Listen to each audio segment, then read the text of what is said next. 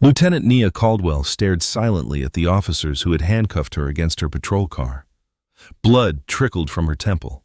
With one hidden button press on her smartwatch, she activated Protocol Delta 7. She smiled faintly.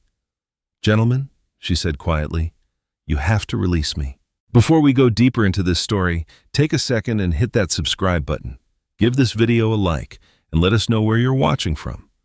I'm curious to know how far these stories travel. Now let us turn back the clock and see how Lieutenant Caldwell found herself in this life-altering confrontation. The late afternoon sun cast long shadows across the highway as Lieutenant Nia Caldwell guided her navy blue sedan along Interstate 26 toward Charleston. After dedicated service, tours in Afghanistan, and countless accolades, this day had marked a significant milestone in her military career. The promotion ceremony had run longer than expected, with several high-ranking officers delivering speeches about her exemplary service record. Her crisp Army dress uniform still felt new against her skin, the lieutenant bars on her shoulders catching the sunlight as she drove. Nia was exhausted but satisfied, eager to get home and celebrate with her family, who had traveled from Chicago for the occasion.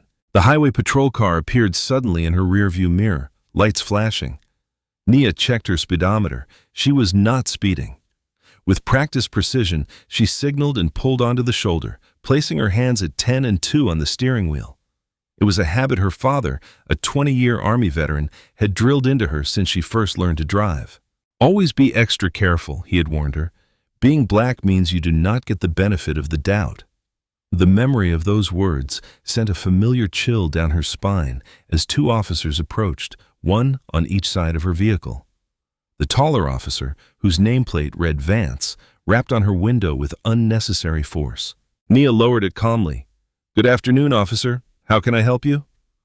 Officer Derek Harlan did not immediately respond. Instead, he scanned the interior of her car with suspicious eyes.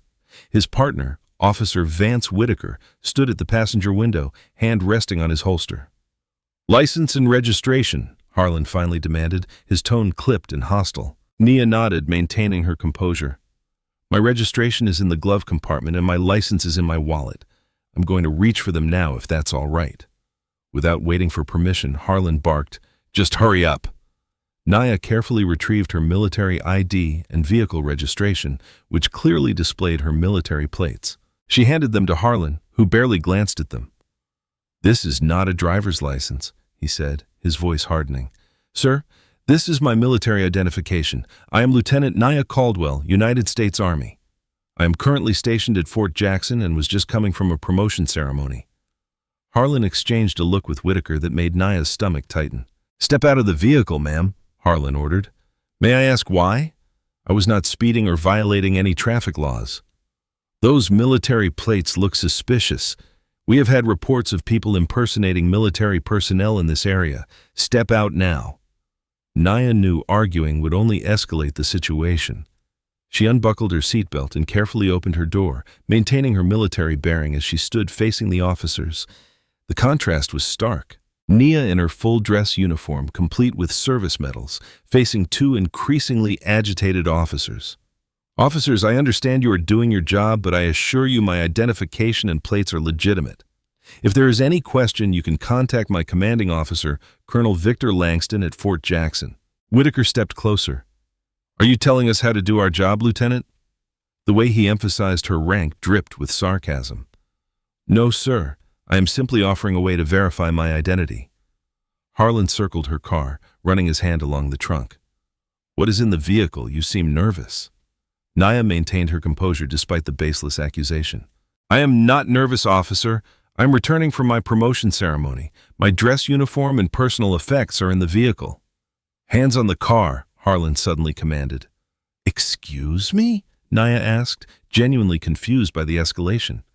"I said, hands on the car now," Harlan shouted, his hand moving to his holster. Nia complied immediately, placing her palms flat on the hood of her sedan. "Sir, may I ask what I am being detained for?" "Stop resisting and questioning my authority," Harlan snapped, though Nia had done neither. As Whitaker began patting her down, Nia said firmly, "I am an Army officer returning from base. This stop appears to be without cause. I'm going to call my commanding officer. That was when everything changed. Harlan grabbed her arm roughly, wrenching it behind her back. You do not make calls. You do not give orders here. The impact came suddenly. Naya's temple connecting with the side of her vehicle as Harlan forced her against it. She felt warm blood begin to trickle down her face. Stop resisting, Harlan shouted, though Naya had remained completely compliant. I am not resisting, she said calmly. Even as Whitaker roughly grabbed her other arm and the cold metal of handcuffs bit into her wrists, with her cheek pressed against the car, Naya could see other vehicles slowing as they passed. A few had stopped entirely. Witnesses. Good. As the officers continued their increasingly belligerent behavior, Nia heard the racial slurs they thought were muttered too quietly to hear. These people always think their uniform makes them special, Whitaker said under his breath. Probably got it through some diversity program anyway, Harlan responded. Naya remained silent, her military training kicking in. Assess the situation, identify options, execute the most effective strategy. While the officers were distracted, arguing about whether to place her in the patrol car, Nia discreetly pressed her thumb and forefinger against her smartwatch in a specific pattern. 3 short, 2 long. Protocol Delta 7, the emergency response system she had helped develop after similar incidents involving other black service members. In her mind, Nia flashed back to her childhood in South Chicago. Her father sitting her down after a police officer had followed her and her friends through the mall for no reason. Nia, baby, this world is not fair, but you are strong, you are smart, and you will find ways to change it. Just remember, always keep your dignity. That is something they can never take from you. As if sensing her small act of resistance, Harlan yanked her roughly away from the car. You think you are special because of that uniform? You people are all the same underneath. Naya remained silent, counting down in her head. The protocol had specific time frames for initial alerts, first responders, command notification, and full tactical response if necessary. Harlan and Whitaker were still arguing about what charges they could invent when the first unmarked black SUV pulled up silently behind their patrol car. Then another and another. The officers did not notice immediately, too focused on Nia and their own conversation. It was only when the doors opened and 6 individuals in plain clothes with subtle but unmistakable military bearings stepped out that Officer Whitaker nudged his partner. Derek, he said quietly, we got company. Harlan turned, his expression changing from annoyance to confusion as more vehicles arrived, creating a perimeter around the scene. Nia allowed herself the smallest smile as she saw the recognition dawn in the officer's eyes. They had made a terrible mistake, and they were about to learn exactly how terrible. The sudden appearance of unmarked vehicles and stern-faced personnel in civilian clothes transformed the roadside confrontation in an instant. Protocol Delta 7 was officially in motion, a classified military response system that Naya had helped develop specifically to protect service members from situations exactly like this one. While Harlan and Whitaker stared in bewilderment at the growing presence surrounding them, Naya remained perfectly still, blood still trickling from her temple, hands cuffed behind her back. She knew precisely what was happening. Automatic alerts had been dispatched to military police headquarters, the FBI Civil Rights Division, and the Department of Defense. Satellite resources had been immediately redirected, capturing high-definition footage of the scene from above. Every word and actions from this point forward would be documented with irrefutable precision. What the hell is this? Harlan demanded of no one in particular, his hand instinctively moving toward his weapon. A trim man in a charcoal suit approached calmly. Officer Harlan, I'm going to need you to keep your hands visible at all times. The man had not raised his voice, but his tone carried unmistakable authority. How do you know my name? Harlan asked, his confidence visibly faltering. The man did not answer. Instead, he turned his attention to Naya. Lieutenant Caldwell, are you injured? Before Naya could respond, Harlan interjected. She is being detained for questioning our authority and potential impersonation of military personnel. The suited man turned slowly toward Harlan, his expression unchanged, yet somehow more intense. "Officer Harlan, my name is Special Agent Trevor Lang, Department of Defense. Lieutenant Caldwell is currently the subject of Protocol Delta 7, a federal security measure that supersedes your jurisdiction. I will ask again, Lieutenant, are you injured?" Nia responded with military precision. "Minor laceration to the right temple, sir. No other injuries to report." Lang nodded almost imperceptibly, then spoke into his wrist microphone. "Medical on scene, please. Documentation team, active." Within seconds, 2 individuals with medical kits approached, while others began photographing and recording the scene from multiple angles. Whitaker shifted nervously. "Listen, this is just a routine traffic stop that got a little complicated.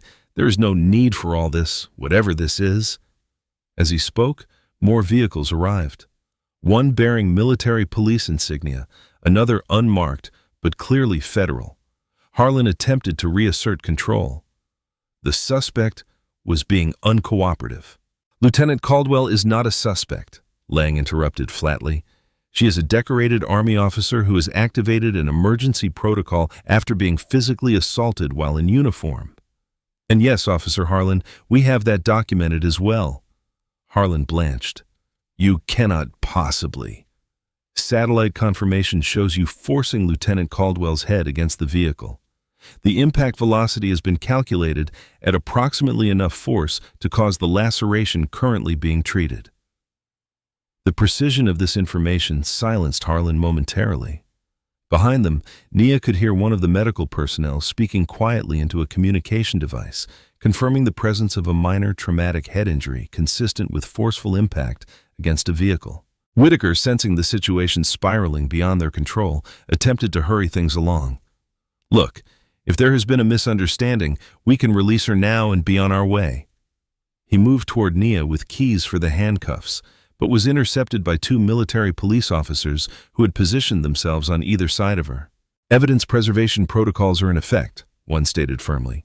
"The restraints will be removed and preserved by our forensics team." Meanwhile, Nia's thoughts flashed back to the meeting when she had proposed expanding Protocol Delta 7. She had presented case after case of black service members being harassed, detained, and sometimes injured by law enforcement while in uniform. "It is not enough to respond after the fact," she had argued to the panel of senior officers. "We need immediate intervention capability and irrefutable documentation." Colonel Victor Langston, her commanding officer, had supported her proposal against significant resistance. "This is not just about protecting our people," he had said. "It is about upholding the dignity of the uniform and those who wear it." The memory gave Nia strength as she stood bleeding on the roadside, watching as the protocol she had championed methodically dismantled the officer's authority. A call came through to Special Agent Lang, who listened intently before looking directly at Harlan and Whitaker. "Colonel Victor Langston, Lieutenant Caldwell's commanding officer, is on the line with your police chief right now. He has requested direct communication with you." Lang held out a secure phone. Harlan reluctantly took it, his face growing increasingly pale as he listened to whatever was being said on the other end. Meanwhile, a tech specialist approached Lang. "Sir, we have secured the dashcam footage and have begun retrieving the officer's body cam data remotely." Lang nodded. "And the satellite feed, continuous coverage from before the incident until present. Sir, we also have footage from passing vehicles and witnesses who stopped to record." Whitaker, overhearing this exchange, visibly deflated. Harlan finished his call, handing the phone back to Lang with a noticeably trembling hand. "There has been a misunderstanding," he mumbled. "Our chief wants us to release the lieutenant immediately and return to the station." Lang pocketed the phone. "That will not be happening, Officer Harlan. You and Officer Whitaker will remain on scene until our documentation is complete and formal statements have been taken." As he spoke, a helicopter appeared overhead. Military, not police, its presence emphasizing the gravity of the situation. The forensics team carefully removed Nia's handcuffs, preserving them in an evidence bag. Medical personnel continued treating her wound, while photographers documented it from multiple angles. Through it all, Nia maintained her composure, watching as the system she had helped create performed exactly as designed. A black SUV with government plates arrived. Colonel Victor Langston stepped out, his face a mask of controlled fury as he surveyed the scene. His eyes softened only when they fell on Naya. "Lieutenant Caldwell," he said, approaching her with respect, despite her subordinate rank. "I apologize for the delay in my arrival." Naya straightened to attention despite her injury. "No apology necessary, sir." Langston turned to face Harlan and Whitaker, who now stood uncomfortably surrounded by military and federal personnel. "Officers," he began, his voice dangerously quiet, "do you understand what has happened here today?"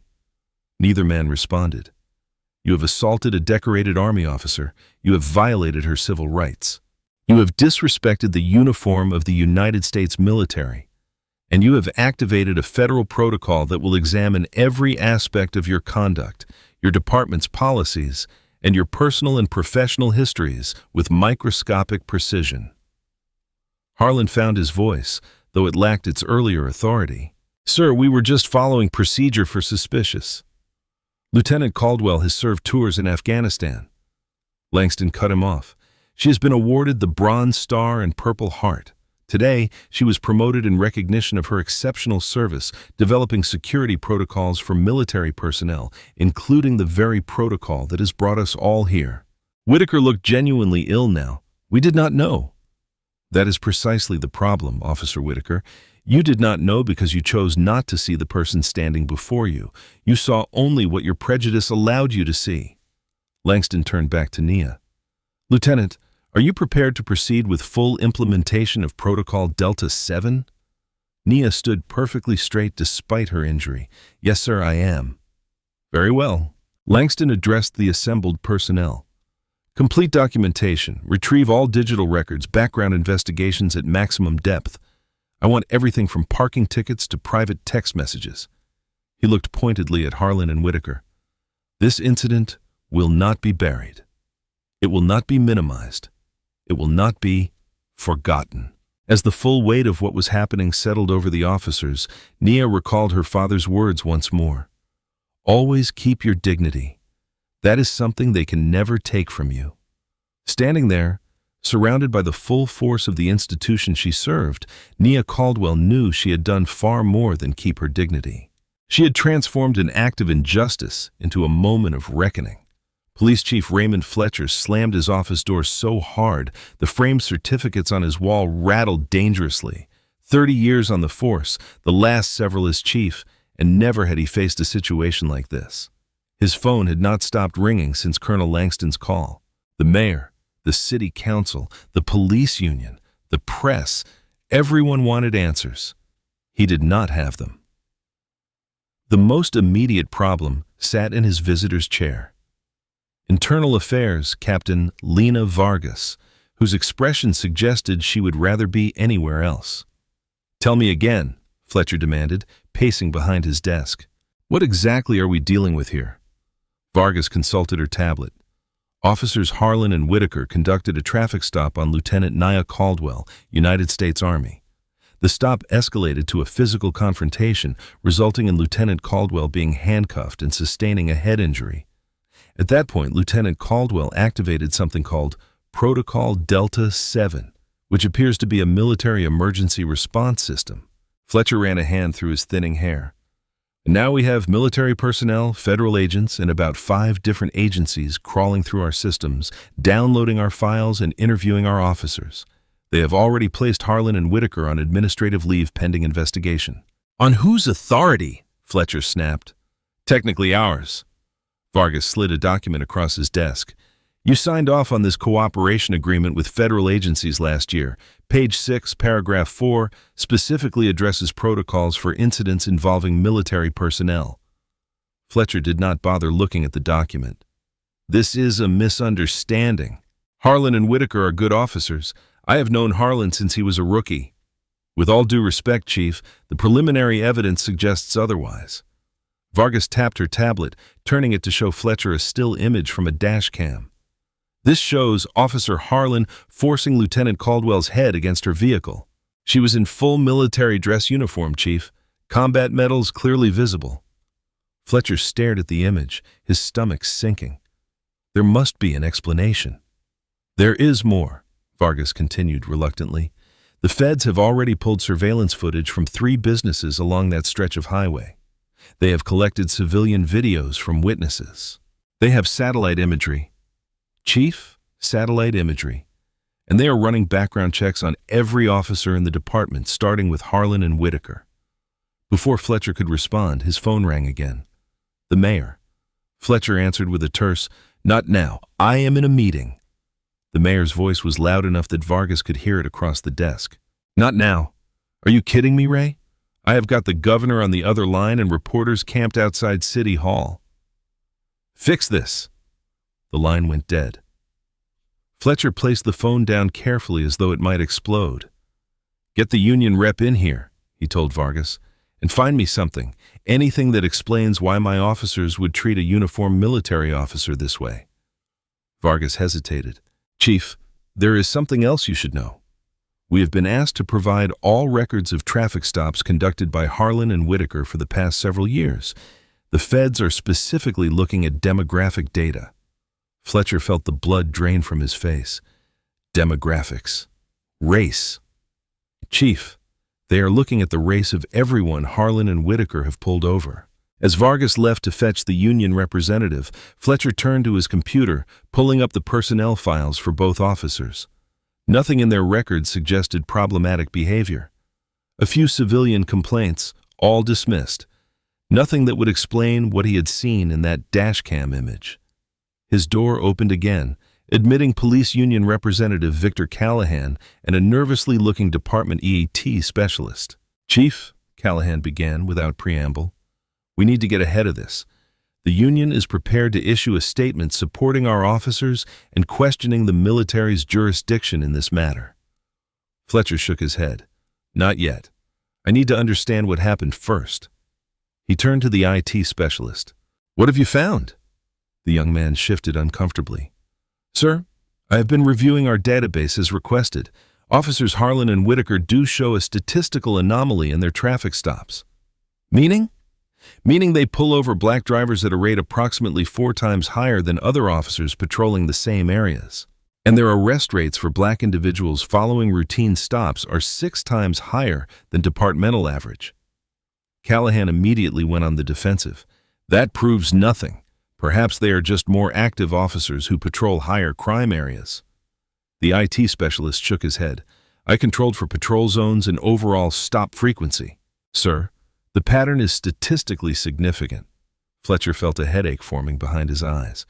"What about body cam footage from today's incident?" The IT specialist looked even more uncomfortable. "That's another issue, sir.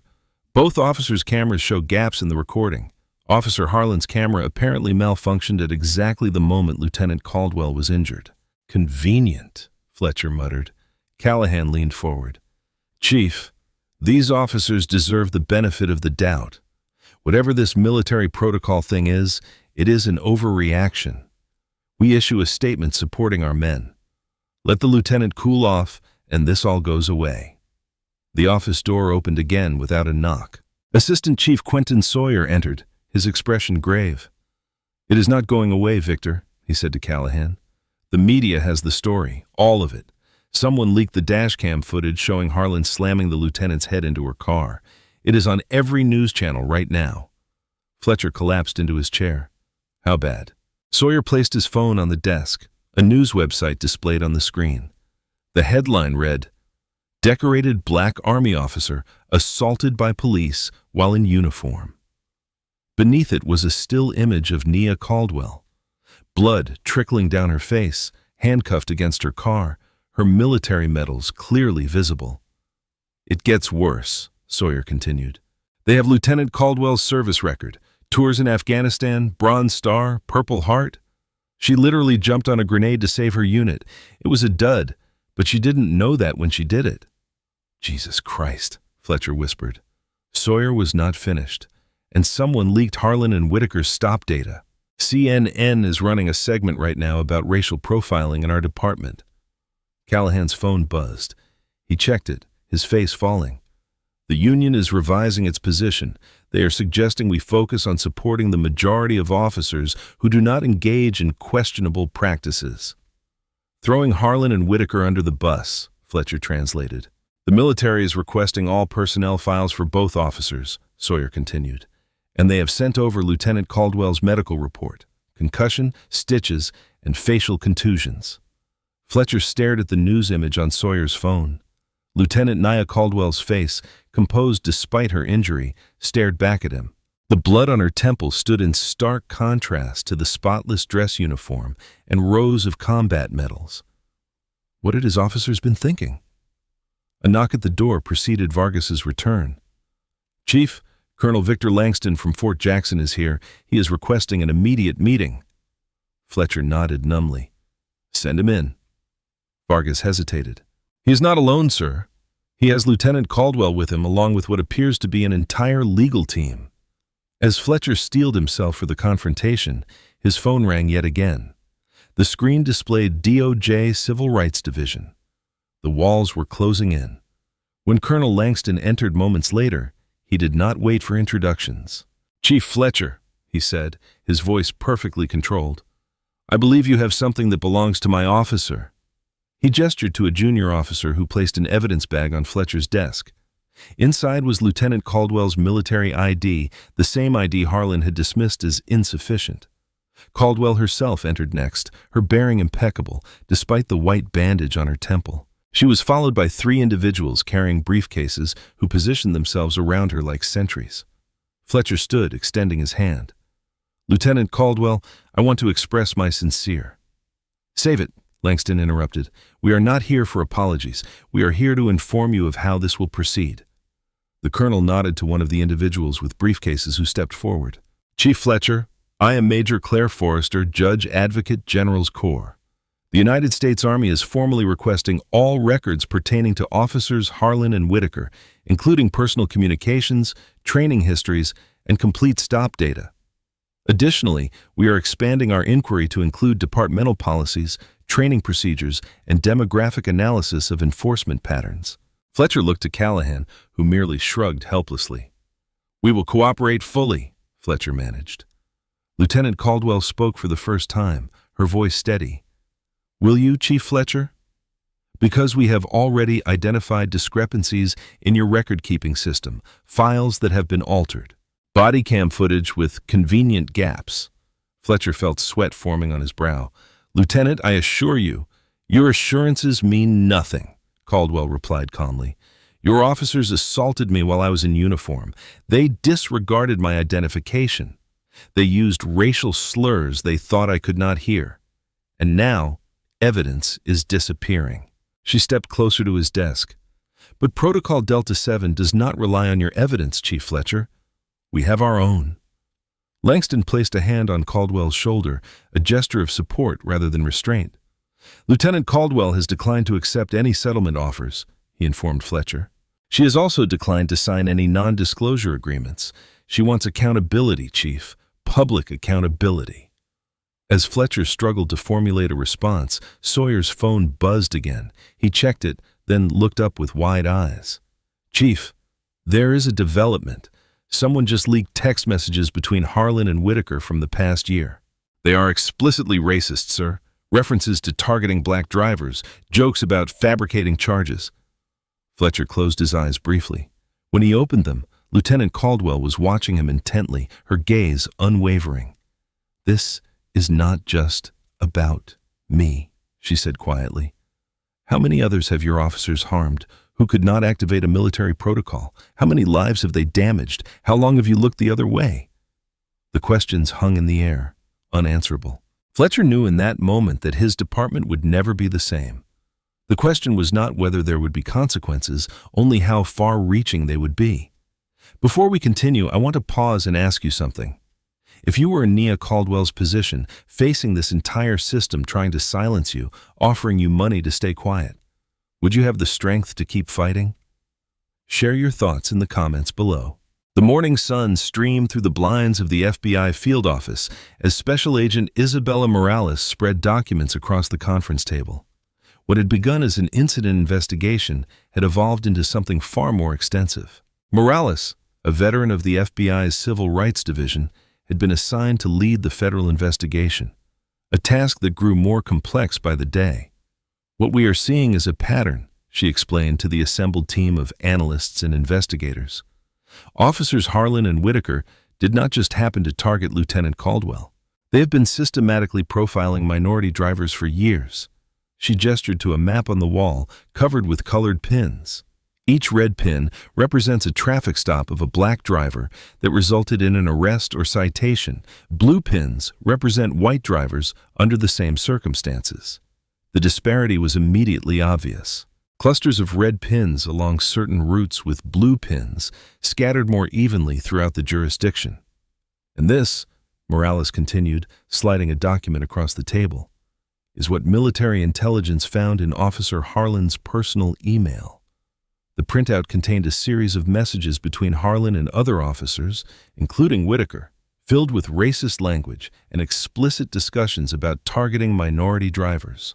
They called it hunting, Morales said, her voice tight with controlled anger. They specifically positioned themselves along routes frequently used by black commuters. Across town, Nia Caldwell sat in Colonel Langston's office at Fort Jackson, reviewing a different set of documents. Despite her injury and the ongoing investigation, she had returned to duty, refusing to allow the incident to disrupt her military responsibilities.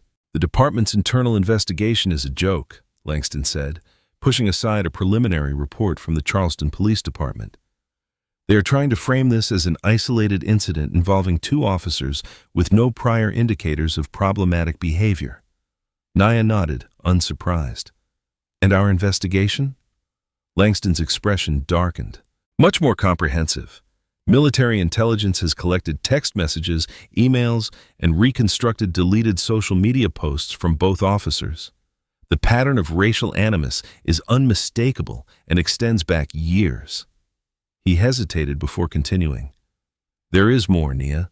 They specifically targeted service members. We have identified incidents where Harlan and Whitaker pulled over minority military personnel. Most did not report it officially, just accepted the harassment as part of being black in uniform. Nia absorbed this information silently, thinking of all the men and women who had endured similar treatment without the protection of Protocol Delta 7. Her thoughts were interrupted by a knock at the door. Major Claire Forrester from JAG Corps entered carrying a thick folder. The Justice Department is expanding the investigation, she announced without preamble. They are bringing in their Pattern and Practice Division to examine the entire Charleston Police Department. Langston raised an eyebrow. That is significant. Pattern and practice investigations can lead to federal oversight of local departments. Exactly, Forrester confirmed. And they have requested Lieutenant Caldwell's participation as a key witness. Nia straightened in her chair. Of course, whatever they need. Forrester hesitated. There is something else. The police union has changed tactics. Instead of defending Harlan and Whitaker directly, they are now trying to discredit you, Lieutenant. She placed a document on Langston's desk. They have been selectively leaking parts of your military record, focusing on a disciplinary hearing from your first tour in Afghanistan. Nia's jaw tightened. The incident in question had been a disagreement with a superior officer over the treatment of Afghan civilians, a disagreement that had later been vindicated when that same officer was court-martialed for human rights violations.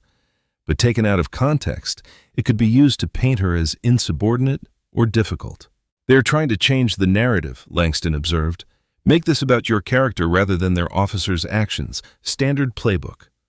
Let them try, Nia said calmly. My record speaks for itself. As they discussed strategy across the city, Chief Fletcher was facing his own crisis. The mayor had called an emergency meeting with the city council after receiving the preliminary findings from the federal investigation. This is not just about two officers anymore, the mayor said, pacing the conference room. The feds have identified officers with similar patterns of discriminatory stops. That is almost 20% of your patrol division. Fletcher had no defense to offer. The evidence was overwhelming and growing by the day. What had begun with Lieutenant Caldwell's traffic stop had opened a floodgate. Other victims were coming forward, dozens of them, mostly black citizens, who had experienced similar treatment but lacked the resources or platforms to challenge it effectively. There is something else, the city attorney interjected, looking grim. Lieutenant Caldwell's grandfather was Sergeant Elijah Caldwell, 92nd Infantry Division, Buffalo Soldiers in World War II. The significance was not lost on anyone in the room. The Buffalo Soldiers were legendary black soldiers who had fought valiantly for a country that still enforced segregation against them. He returned from war to Charleston, where he was beaten by police while still in uniform. No charges were ever filed against the officers involved. Fletcher closed his eyes briefly. The historical parallel was devastating. A family legacy of service to country met with discrimination across generations. Meanwhile, at the federal building downtown, Special Agent Morales was interviewing Officer Whitaker, who had begun cooperating with investigators in exchange for leniency. It was not just traffic stops, Whitaker admitted, his voice barely above a whisper. There was a whole system. Harlan called it the game. Points for different types of stops and arrests. More points for military personnel because they had more to lose if they resisted. Morales leaned forward. And departmental leadership. Whitaker hesitated. They knew. Maybe not the specifics, but the numbers were there. Our arrest statistics for black drivers were off the charts compared to other officers. Nobody ever questioned it. In fact, Harlan got Officer of the Month several times. As the investigation expanded, Nia found herself reluctantly thrust into the public spotlight. News organizations requested interviews, civil rights organizations reached out for support, and military service members began sharing their own stories of discrimination using the hashtag #uniform, which trended nationally. Despite the pressure, Nia maintained her focus on the investigation, working closely with federal authorities to document every aspect of the case. The breakthrough came when a detective from Charleston PD's Internal Affairs Division approached the FBI with a flash drive. "I cannot be seen giving you this," the detective told Morales. "But it is all there. Training materials, unofficial directives, and departmental communications going back years." The contents of the flash drive were explosive. Evidence that discriminatory practices were not just tolerated, but effectively encouraged through performance metrics that rewarded high arrest numbers in certain neighborhoods. Most damning was an email chain involving Chief Fletcher himself, discussing ways to increase department funding through elevated arrest statistics in high-value enforcement zones, a thinly veiled reference to predominantly black neighborhoods. As these revelations came to light, national leaders could no longer ignore the growing scandal. The Attorney General announced a comprehensive investigation into policing practices in Charleston, citing Lieutenant Caldwell's case as emblematic of a deeper systemic failure to protect the constitutional rights of all citizens equally. For Nia, the widening impact of her traffic stop was both validating and overwhelming. During a rare moment of reflection in her apartment, she gazed at a photograph of her grandfather in his Buffalo Soldier's uniform. "We are still fighting the same battles," she whispered to his image. "But this time, we have proof. This time, they cannot ignore us." Her phone rang. Colonel Langston. "Lieutenant," he said when she answered, "the Justice Department wants to meet. They are talking about using your case as the foundation for a national review of police interactions with military personnel of color." Nia took a deep breath. What had begun as a traumatic traffic stop was evolving into something much larger than herself, potentially a watershed moment in addressing systemic discrimination.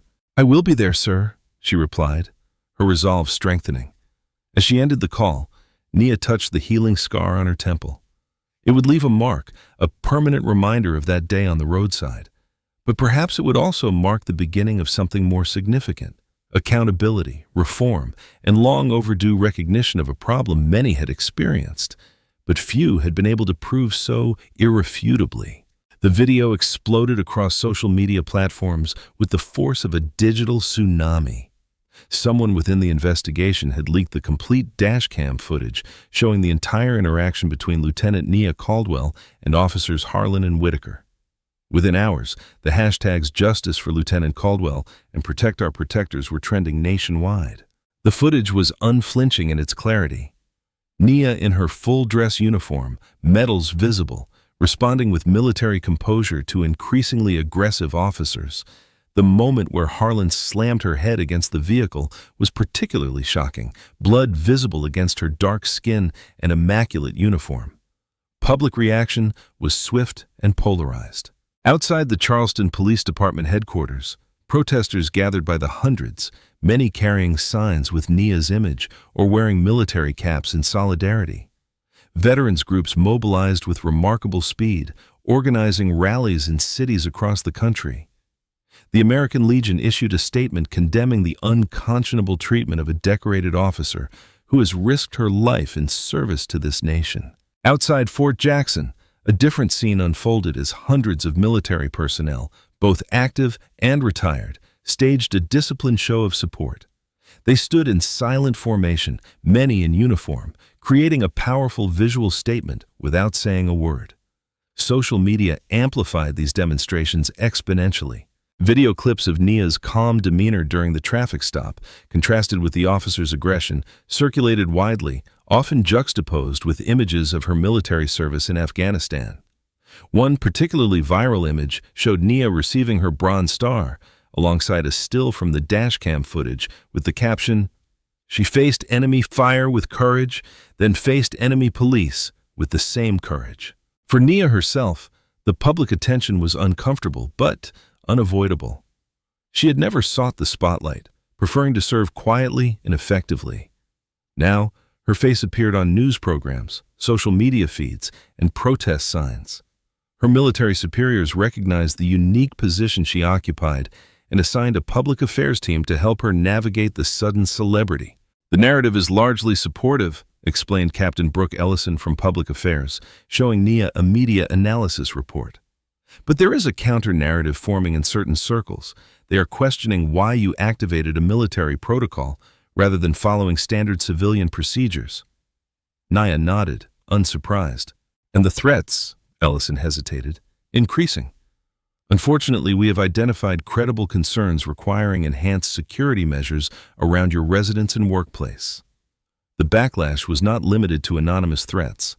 Officers Harlan and Whitaker, now suspended pending termination proceedings, had become focal points for those who viewed the situation as an attack on law enforcement rather than accountability for misconduct.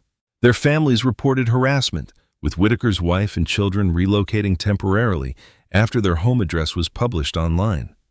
Harlan's parents, both former police officers themselves, appeared on conservative news programs defending their son and questioning Nia's motives. "She had that protocol ready to go," Harlan's father claimed during one interview. "This was a setup from the beginning, an attempt to smear good police officers who risk their lives every day." The polarization extended to political figures as well. The governor of South Carolina called for a comprehensive review of police training and accountability measures, while several state legislators defended the officers and criticized what they called federal overreach into local policing matters. Charleston City Council convened an emergency session to address the growing crisis. The meeting, intended to be procedural, transformed into an impromptu public forum as hundreds of citizens packed the chamber, many demanding immediate action. "My son wears the same uniform as Lieutenant Caldwell," one mother testified, her voice breaking. "He serves this country with honor only to be treated like a criminal in his hometown." How many others have suffered the same treatment without a protocol to protect them? As public pressure mounted, Nia received an unexpected request, an invitation to speak at a national conference on policing and civil rights. Colonel Langston advised caution. "This is beyond your military duties, Lieutenant. You are not obligated to become the face of this issue." Nia considered his words carefully. "With respect, sir, I activated Protocol Delta 7 knowing it would lead to scrutiny and potential change. It would be irresponsible to step back now, and my voice could help shape that change." Langston studied her for a moment. "You understand this could affect your military career? Not everyone in the chain of command is comfortable with the attention this has brought."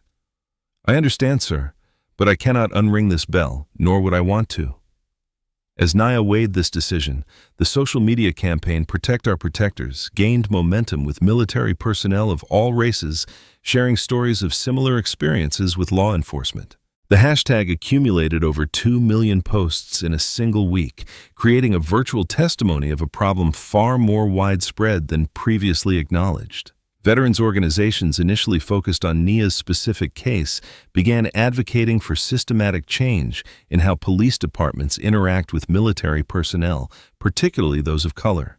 The National Association for the Advancement of Colored People and NAACP partnered with the Veterans of Foreign Wars, VFW, in an unprecedented alliance.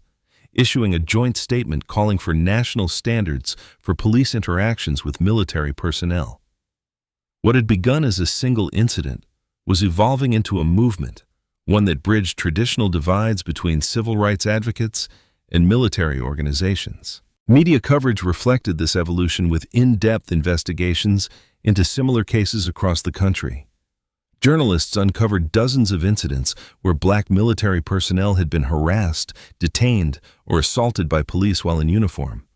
Few had received the attention or resolution that Nia's case promised. Through it all, Nia maintained her military bearing, appearing at required hearings and meetings, but declining most media interviews. Her rare public statements were measured and focused on systemic improvement rather than personal vindication. "This is not about punishment," she told a military publication in a brief authorized statement. "It is about accountability and change. No one who serves this country should fear those sworn to protect their communities." As the federal investigation continued to expand, Nia finally accepted one public speaking engagement, addressing a joint session of military leadership and law enforcement executives. Standing at the podium in her full dress uniform, the scar on her temple still visible, she spoke with characteristic precision. "I activated Protocol Delta 7, not just for myself, but for every service member who has experienced similar treatment without recourse. This is not an indictment of all police officers, many of whom serve with honor and respect. It is a call for accountability for those who do not, and for the systems that protect them rather than the citizens they are sworn to serve." Her words, broadcast nationally, resonated beyond either the military or law enforcement communities. They touched on fundamental questions of equality, accountability, and the treatment of those who serve the nation. As Nia concluded her address, the applause was thunderous, but she took no satisfaction in it. She understood that real change would be measured not in accolades, but in policies, practices, and ultimately the experiences of those who would come after her. That evening, as she returned to her apartment under security escort, Nia found an envelope that had been slipped under her door, despite the building's enhanced security. Inside was a handwritten note from Whitaker's wife. "My husband was wrong. He knows it now. Thank you for forcing him to see what he could not or would not see before. Our children will grow up in a different world because of your courage." Nia placed the note carefully in her desk drawer next to the photograph of her grandfather in his Buffalo Soldier's uniform. Two generations separated but united by common experience and uncommon courage. The movement she had inadvertently sparked continued to grow, transcending her individual case to address deeper questions about race, service, and justice in America. As the investigation entered its third month, the initial wave of public outrage began to encounter coordinated resistance. The Charleston Police Officers Association held a press conference on the steps of City Hall.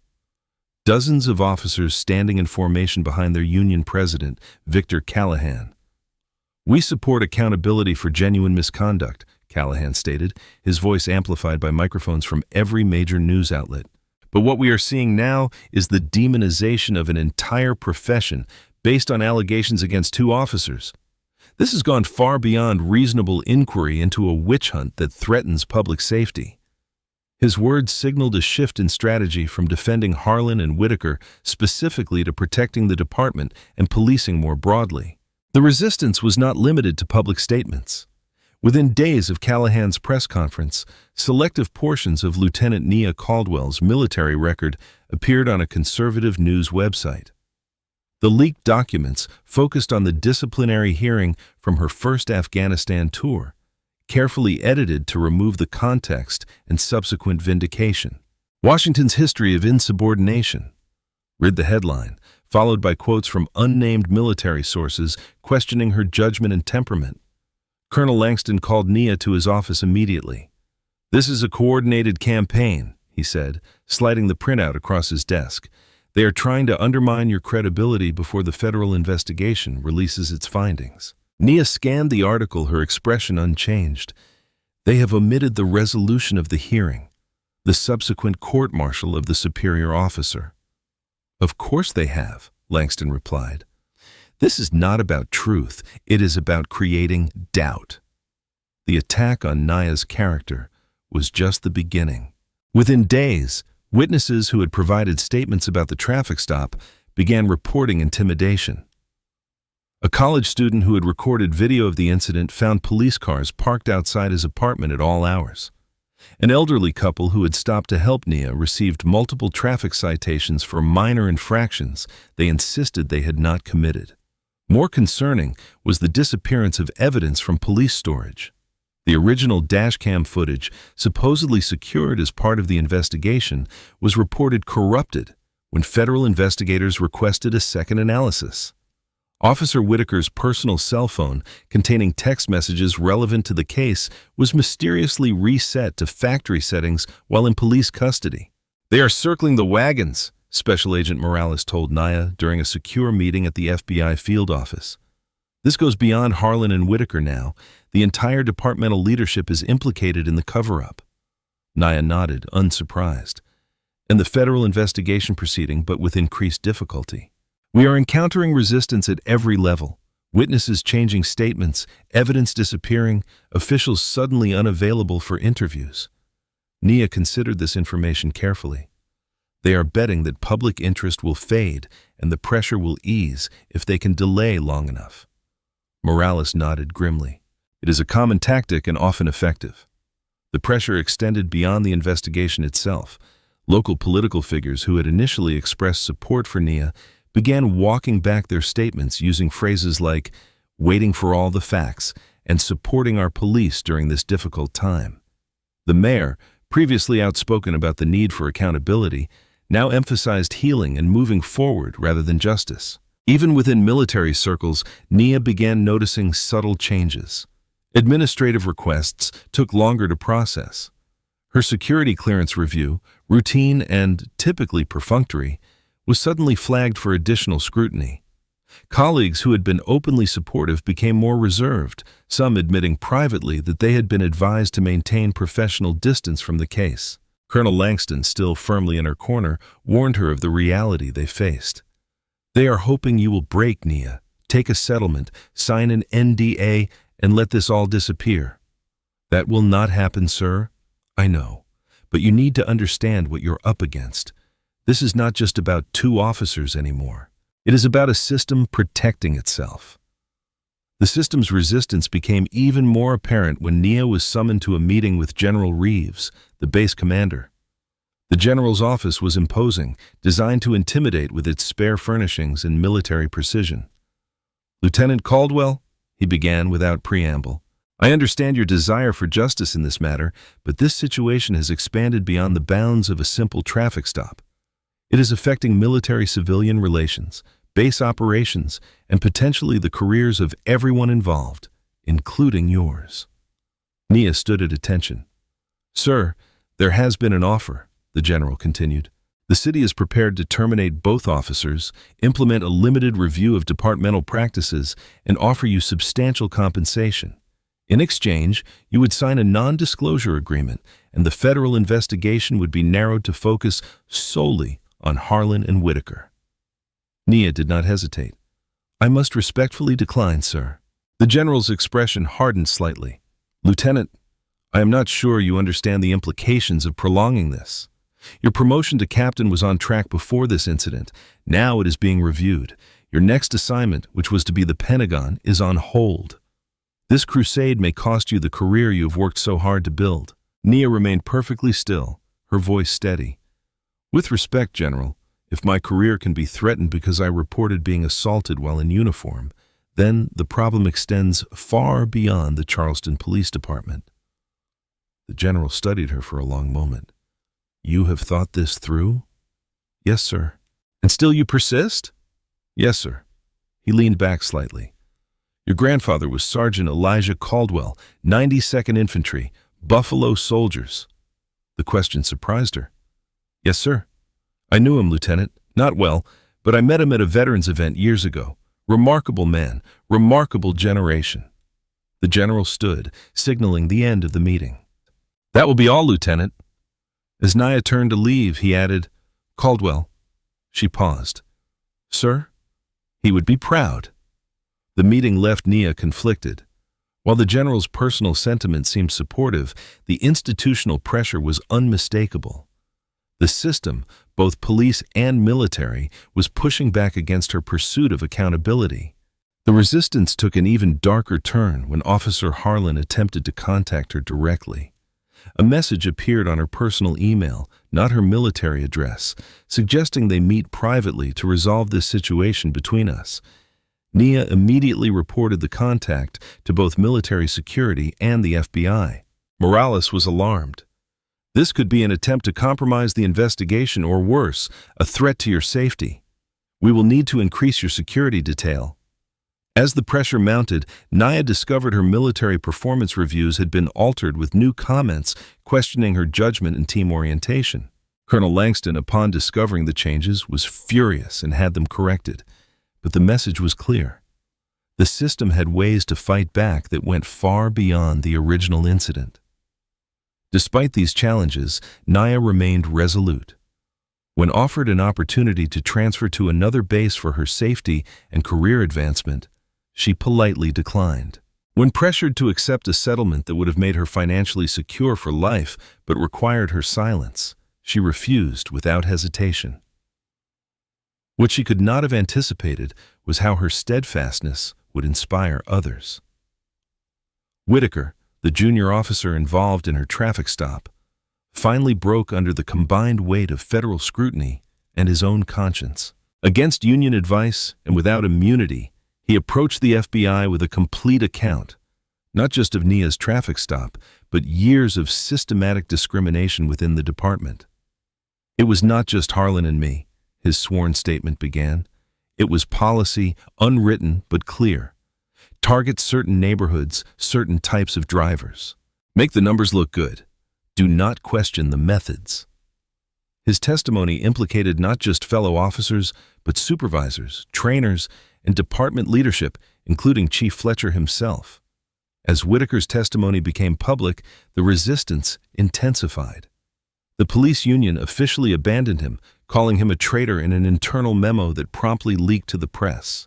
His family received threats serious enough to warrant relocation through a federal witness protection program, but the dam had broken. Other officers, seeing Whitaker step forward, began providing their own accounts, some anonymously, others openly, despite the professional risks. What had begun with Nia's traffic stop was evolving into a comprehensive exposure of systemic discrimination, one that could not be contained by NDAs or settlements or threats. In a moment of rare vulnerability, Nia confided in Colonel Langston. "I never wanted this, sir. I just wanted accountability for what happened to me." Langston nodded, understanding. "Sometimes, Lieutenant, accountability requires dismantling the systems that make injustice possible. You activated Protocol Delta 7, but you also activated something much more powerful. Truth in a system built on denial."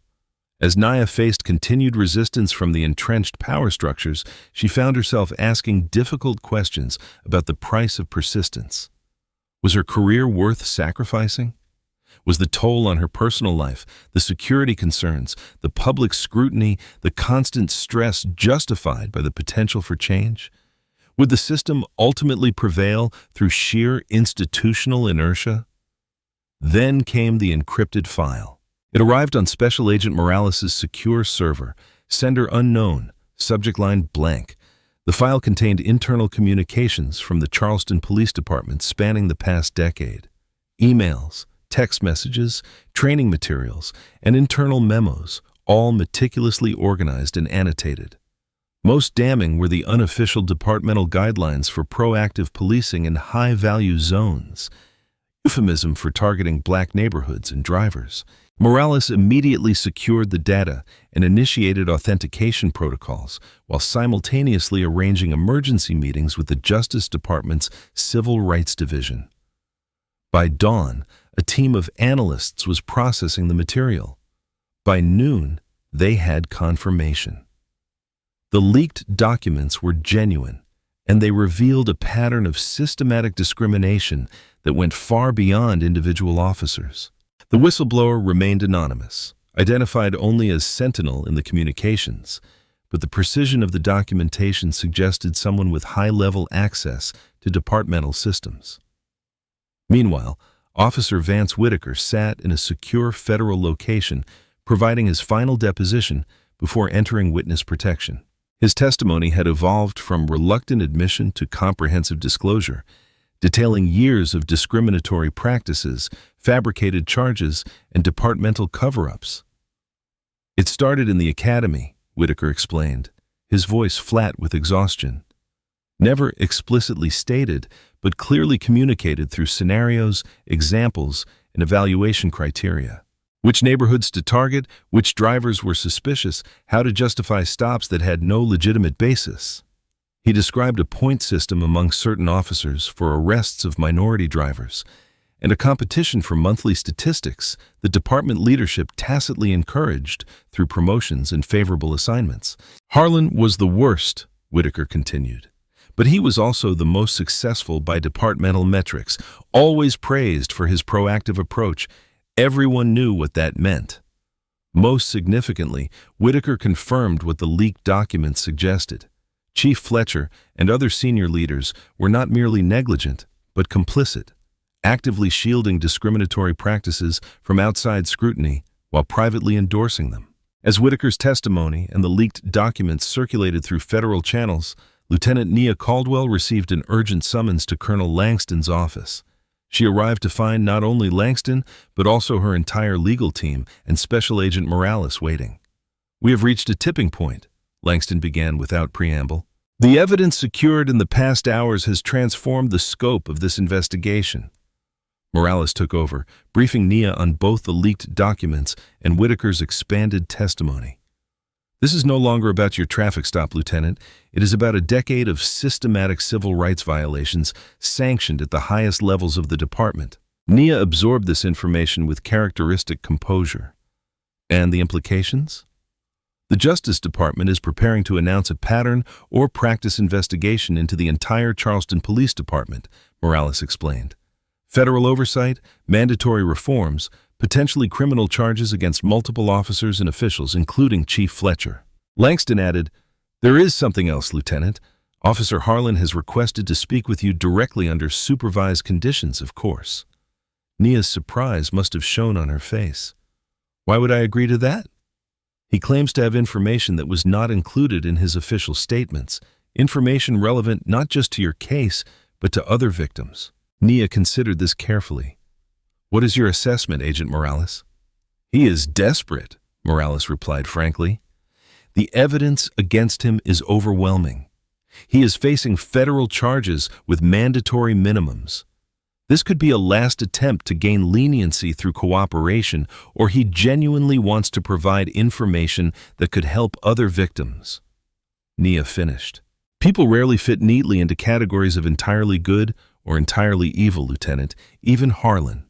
After careful consideration and extensive security arrangements, Nia agreed to the meeting. It took place in a federal building with Harlan in custody and multiple agents present. The man who sat across from her bore little resemblance to the arrogant officer who had slammed her head against her car earlier. Harlan looked diminished, his uniform replaced by standard-issued detention center clothing, his former confidence entirely absent. "Lieutenant Caldwell," he began, his voice barely audible. "Thank you for agreeing to see me."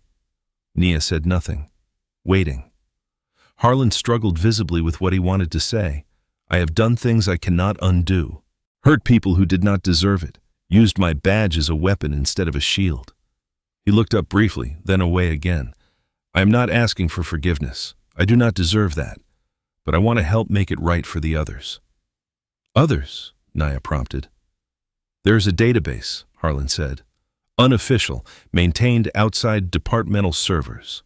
Every questionable stop, every fabricated charge, every case of excessive force recorded and preserved as protection. Insurance, they called it. In case any officer was ever individually targeted, they could threaten to expose everyone else." Nia glanced at Morales, whose expression confirmed this was new information. "Where is this database?" "Secured server, access limited to senior officers and union representatives. I can provide the access protocols." Harlan paused. "It includes every victim, Lieutenant, names, dates, falsified reports, everything, including other military personnel. This revelation changed everything. If verified, the database would provide not just evidence for prosecution, but potentially a means for hundreds of victims to seek justice. Nia studied Harlan, trying to discern his motivation. "Why are you telling me this now?" Harlan looked at her directly for the first time. "Because you did not break. Because they threw everything at you. Threats, bribes, character assassination, and you stood your ground. Because you made Whitaker find his conscience. And now maybe I am finding mine. Too late, but finding it." As the meeting concluded, Nia felt not satisfaction, but a profound weariness. The system she had challenged was even more corrupt than she had imagined. The damage inflicted far more extensive. Within hours of Harlan's revelation, federal agents had secured the hidden database using the access information he provided.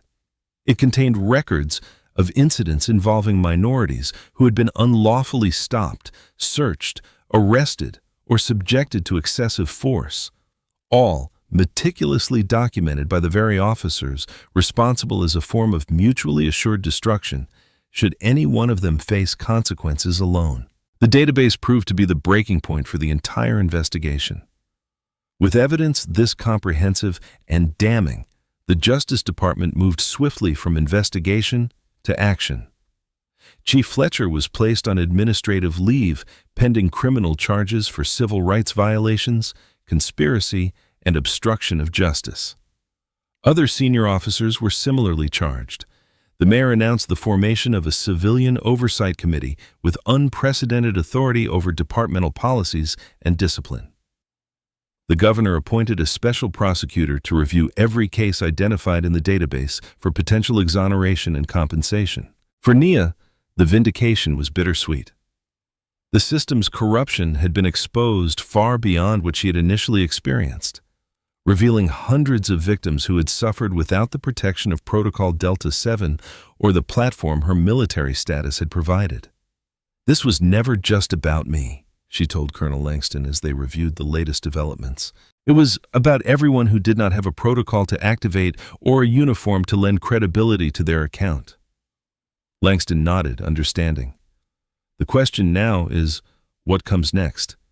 The exposure is just the beginning. Real change requires sustained effort and structural transformation." Nia had been considering this question intensely. With the immediate battle for accountability nearing resolution, she faced decisions about her own future, both within the military and potentially beyond it.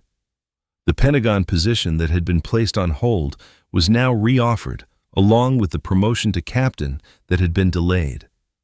But Nia found herself wondering if her greatest contribution might lie elsewhere. That evening, as she considered her options, Nia received another encrypted communication. This time directly from Sentinel, the anonymous whistleblower whose leaked documents had broken the case wide open. The message was brief. "Lieutenant Caldwell, what you started with one act of resistance. Many of us within the department wanted to support, but lacked the courage until we saw your persistence. Change was impossible until you made it inevitable. The database was not just insurance for corrupt officers.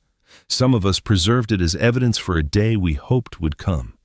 That day is here because of you." The message was signed simply, "A friend inside." As Nia reflected on these words, she realized that the breaking point had not occurred with the leaked documents, or Harlan's confession, or even the discovery of the database. The breaking point had come the moment she had refused to accept injustice as inevitable, when she had pressed her smartwatch and activated not just Protocol Delta 7, but a chain of events that exposed a system built on discrimination and denial. The landscape of law enforcement in Charleston had been fundamentally altered. The Justice Department's pattern or practice investigation had concluded with a consent decree, a legally binding agreement requiring the department to implement comprehensive reforms under federal supervision. Chief Fletcher had resigned in disgrace, facing multiple federal charges. Officers Harlan and Whitaker had both pleaded guilty. Harlan to civil rights violations and obstruction of justice, receiving a federal sentence. Whitaker to lesser charges in exchange for his cooperation with a sentence and the possibility of early release. Most significantly, the department's leadership had been completely restructured. An interim chief had been appointed from outside the department, a retired FBI civil rights investigator with a reputation for integrity and reform. The Civilian Oversight Committee, originally created as a temporary measure, had been made permanent through city ordinance with expanded powers to review officer conduct and departmental policies. But the most visible symbol of transformation stood at the podium in the department's community room. Nia Caldwell herself, now Captain Caldwell, addressing a joint training session of police recruits and military personnel. The uniform, whether police or military, carries both privilege and responsibility, she told the assembled group. It identifies you as someone entrusted with special authority by your community or your country. That trust is sacred and must never be abused. The training program she had developed, now mandatory for all law enforcement agencies in South Carolina, focused on interactions between police and military personnel, with particular emphasis on addressing unconscious bias and de-escalation techniques. It had been adopted by police academies across the southeastern United States and was under consideration for national implementation. Nia's path to this position had been unexpected. After the federal investigation concluded, she had been faced with multiple opportunities: the Pentagon assignment, lucrative private sector offers, even political overtures. Instead, she had proposed a joint military-civilian oversight initiative using her unique position to bridge institutional divides and create lasting structural change. With support from both military leadership and federal authorities, the initiative had grown into a comprehensive program addressing systemic discrimination in law enforcement interactions with military personnel and, by extension, all citizens. Accountability is not punishment, Nia continued, her voice carrying through the room. It is a foundation for trust. Without accountability, authority becomes tyranny, even when exercised by those with good intentions. Among those attending the session was Officer Vance Whitaker, temporarily released from federal custody to participate in the training program. His testimony against his fellow officers and departmental leadership had been crucial to the case, and his willingness to accept responsibility for his own actions had made him an unlikely but effective advocate for change. Following his supervisor's lead, Whitaker had initially participated in discriminatory practices, but his cooperation with federal investigators and subsequent commitment to reform reflected a personal transformation paralleling the institutional changes around him. After the formal presentation, Whitaker approached Nia hesitantly. "Captain Caldwell," he began, his voice uncertain, "I want to thank you for including me in this program. I know many people think I don't deserve to be here." Nia studied him thoughtfully. "Redemption is not about deserving, Mr. Whitaker. It is about actions.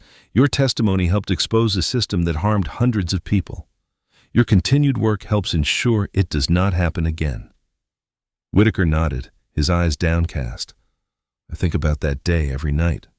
What I did, what I failed to do." "Good," Nia replied, not unkindly. "Remember it, use it. Let it guide every decision you make going forward." As Whitaker returned to his seat, Colonel Langston, now General Langston following his own promotion, approached.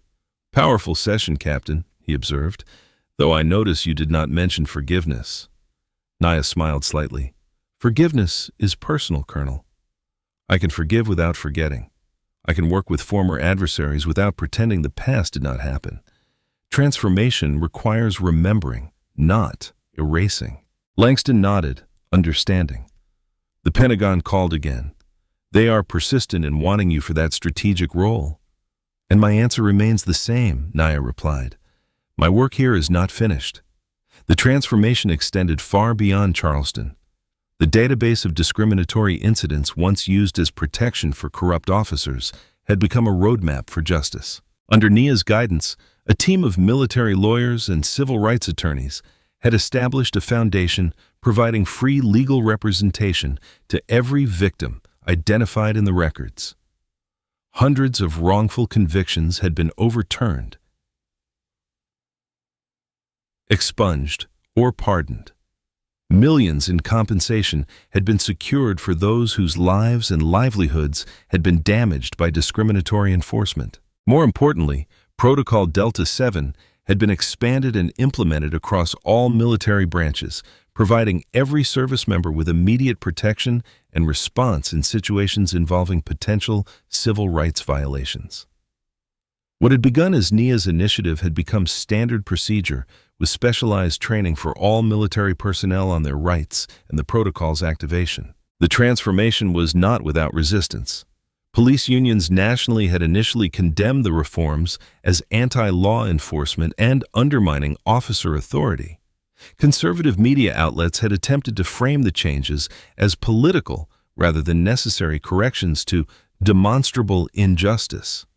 Some military leaders had expressed concern about creating special protections for service members that might strain relationships with civilian authorities. Nia had addressed these objections not by arguing, but by demonstrating results. Crime rates in Charleston had not increased with the reforms. They had slightly decreased. Officer morale after an initial decline had improved as the toxic culture perpetuated by Fletcher and others had been replaced with transparent policies and fair evaluation metrics. Community trust in the department, measured through independent surveys, had risen significantly. Even the most skeptical observers had difficulty arguing with these outcomes. Perhaps the most powerful evidence of transformation came from unexpected quarters.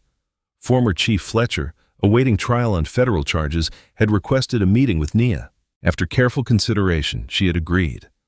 "I believed I was protecting my officers," Fletcher had told her, seeming genuinely confused by his own actions. "I convinced myself that what they were doing was necessary for public safety. I never saw it as discrimination, just effective policing." Nia had listened without interrupting. "When did you realize you were wrong?" Fletcher had considered the question carefully. "Not when I should have. Not when the evidence was presented, not even when the charges were filed." He had paused, looking older than his years. "It was when I saw the faces of the people in that database, hundreds of them, their lives disrupted or destroyed because of what happened in my department under my leadership. That is when I finally understood." That conversation had reinforced Nia's conviction that transformation required more than policy changes or personnel replacements. It required a fundamental shift in perspective, seeing the humanity in those previously reduced to statistics or stereotypes. The national conversation sparked by Nia's case had evolved into substantive policy changes at federal, state, and local levels.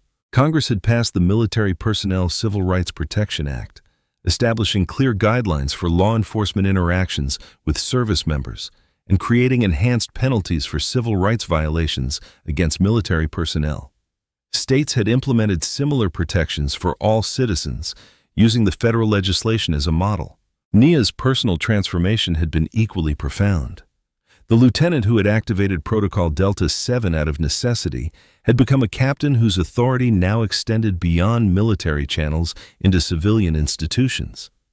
The reluctant public figure had embraced her platform as an opportunity to create systemic change. The individual victim had become an advocate for hundreds of others. As the training session concluded, Nia remained behind, reviewing her notes for the next day's presentation. A young black police recruit approached hesitantly. "Captain Caldwell," she began, "I joined the academy because of you. Because you showed that the system can change if enough people demand it." Nia smiled. "The system changes when those inside it change." "Officer Morgan, remember that when you are faced with choices between what is convenient and what is right." As the recruit departed, Nia reflected on the transformation that had occurred in the months since her traffic stop. Not just in policies and institutions, but in individual lives, including her own. The scar on her temple had faded, but remained visible. A permanent reminder of both injustice and the power of resistance. What had begun as a moment of trauma had evolved into a movement for accountability, and eventually a transformation of systems that had seemed immovable. The work remained unfinished. Transformation was a process, not an event. But the foundation had been laid for lasting change. The roadside on Interstate 26 looked unremarkable. No plaque commemorated what had occurred there. No visible sign indicated its significance.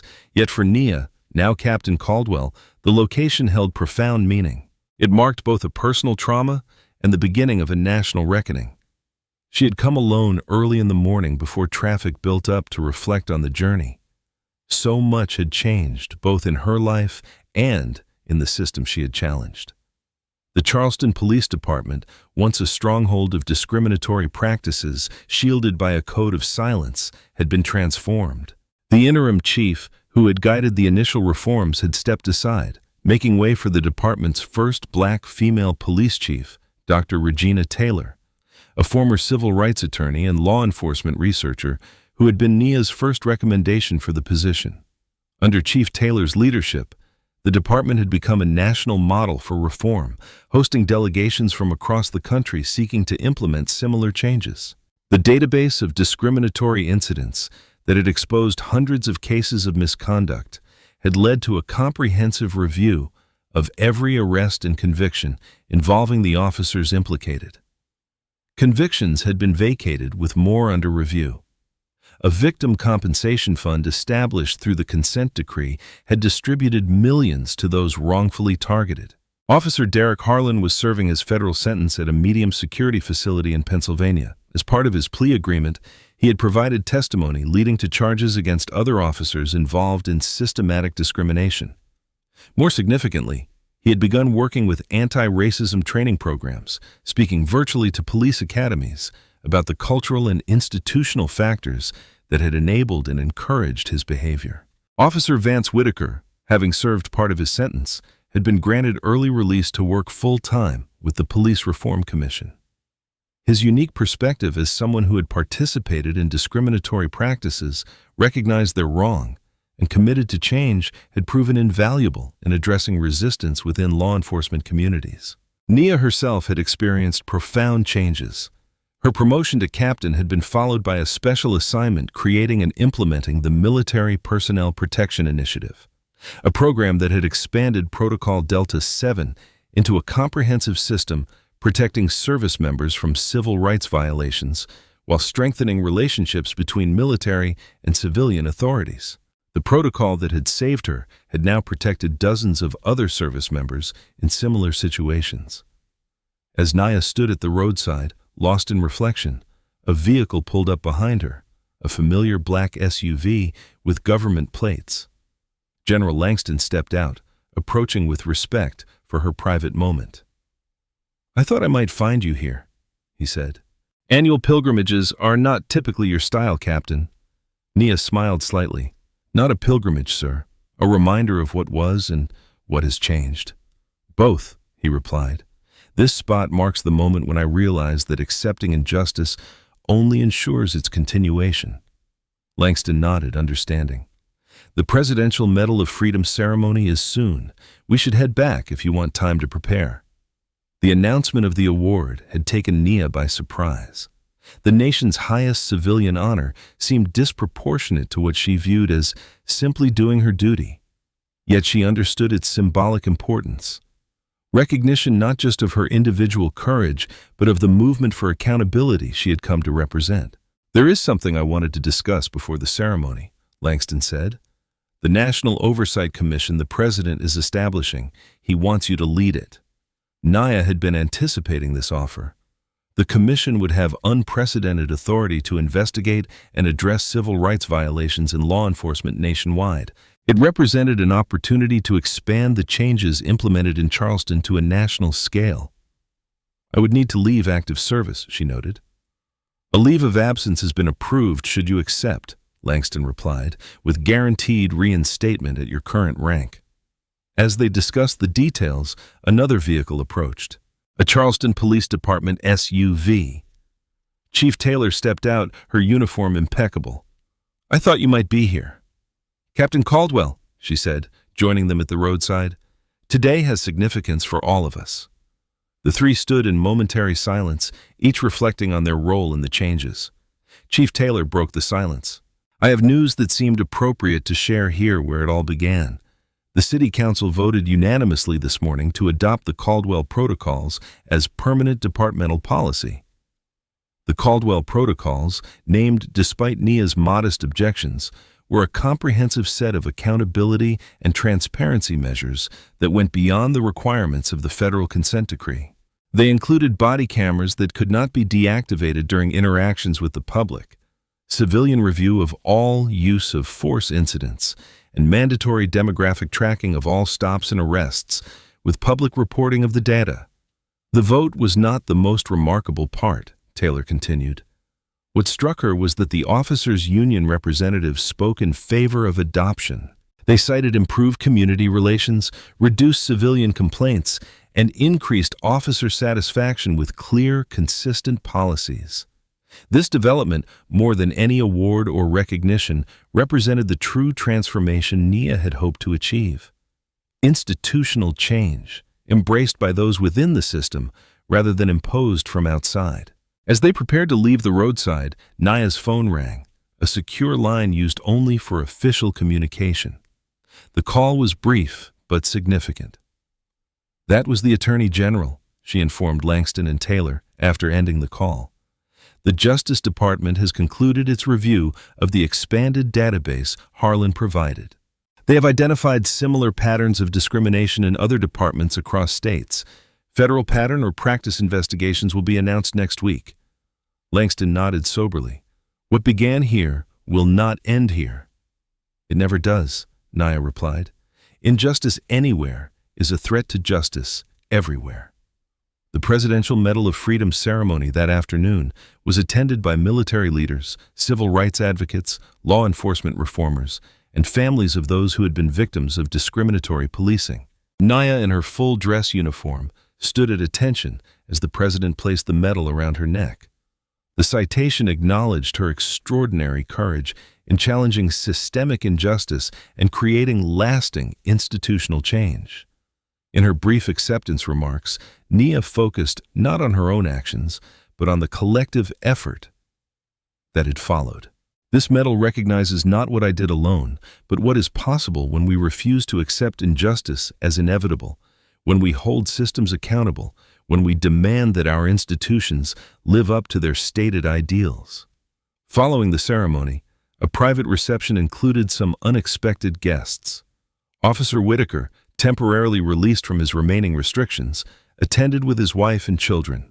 They approached Nia somewhat hesitantly. "Captain Caldwell," Whitaker began, "my family wanted to meet you, to thank you for showing me a path to redemption I did not deserve. But I am trying to earn." Nia exchanged a meaningful look with Whitaker's wife, recalling the note she had received months earlier. "Redemption is not earned through words, Mr. Whitaker, but through actions. Your work with the Reform Commission speaks for itself." Even more surprising was the presence of Officer Harlan's daughter, a senior at Howard University. "My father sent me," she explained, her voice a mixture of sadness and determination. "He wanted me to tell you that your forgiveness meant more than you could know, and that he is speaking to every police cadet who will listen about the mistakes he made and how to avoid them." Nia had visited Harlan in prison earlier, a difficult meeting for both of them. She had not offered easy absolution for his actions, but had acknowledged his efforts toward restitution. "Your father has a long road ahead," she told his daughter honestly, "but walking it takes courage. Please tell him I recognize that." The final surprise of the evening came when Nia was introduced to Sentinel, the anonymous whistleblower whose leaked documents had broken the case wide open. He was a former IT specialist from the Charleston PD who had quietly collected evidence of discrimination for years, waiting for the right moment to release it. "When you stood your ground against everything they threw at you," he told Nia, "I knew the time had finally come. One person with unwavering commitment can create the opening others need to act." 1 week after the Medal of Freedom ceremony, Nia returned to Charleston for a different kind of event.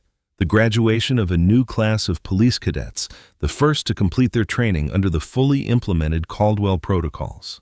At Chief Taylor's invitation, Nia delivered the commencement address. "The badge you received today symbolizes not just authority, but responsibility," she told the graduates. "Your power exists to protect those you serve, particularly the most vulnerable. Your accountability ensures that protection is real rather than theoretical. Among the audience were Derek Harlan and Vance Whitaker, both there as part of their respective rehabilitation programs. Their presence represented something Nia had not initially thought possible: that those who had been part of the problem could contribute to the solution. The transformation could extend to individuals as well as institutions. As the ceremony concluded, Nia found herself reflecting on the extraordinary journey that had begun with a routine traffic stop and a hidden button press on her smartwatch. Protocol Delta 7 had been designed as an emergency response system, but it had become something far more powerful, a catalyst for exposing and addressing systemic injustice that had persisted for generations. The transformation was not complete, and Nia harbored no illusions about the challenges ahead. Systems resistant to change had deep institutional roots and powerful defenders. Progress would face backlash, reforms would be contested, and vigilance would be required to prevent regression. Yet standing before the new officers as they took their oath of service, Nia Caldwell felt something she had not expected when she activated Protocol Delta 7 earlier. Hope. Not the fragile hope of wishful thinking, but the substantial hope that comes from witnessing real change, from seeing systems once thought immovable begin to shift, from knowing that the arc of history, while long, can indeed bend toward justice when enough hands apply pressure in the right places. Your commitment to justice starts today, she told the graduates in closing. May your courage never falter when that commitment is tested. This story about Lieutenant Nia Caldwell's courage in the face of injustice carries profound lessons for all of us. If you believe we need more accountability in our systems, please hit that like button and subscribe to True Justice to support more content that examines important social issues. I would love to hear your thoughts in the comments below. What part of Nia's journey resonated with you most? Would you have had the strength to stand up against an entire system like she did? Share this video with someone who needs to be reminded that one person's brave action can create lasting change. Lieutenant Nia Caldwell's story teaches us that true change often begins with a single act of courage. When faced with injustice, she refused to accept it as inevitable, instead activating not just a protocol, but a movement that transformed an entire system. Her journey reminds us that accountability is not punishment. It is the foundation of trust in our institutions.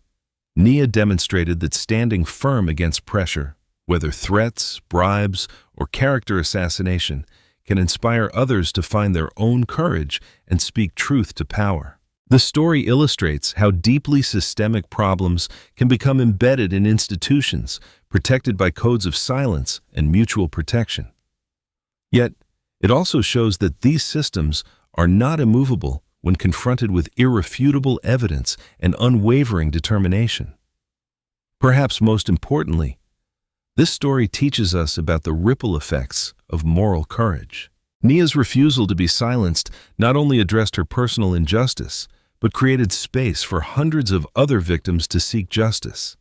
It inspired those within the system to become allies for change rather than enablers of discrimination. The final lesson is clear. One person with unwavering commitment to justice can create an opening for others to act, and together they can transform systems once thought impervious to change. Thank you for joining us on True Justice for this powerful story of transformation. Remember, sometimes the most important call we can make is the one that demands justice no matter the personal cost. Together, we can create the accountability our world so desperately needs. Do not forget to like, comment, subscribe to True Justice, and share your thoughts based on this incredible story. Until next time, stay informed, stay engaged, and never stop believing that change is possible.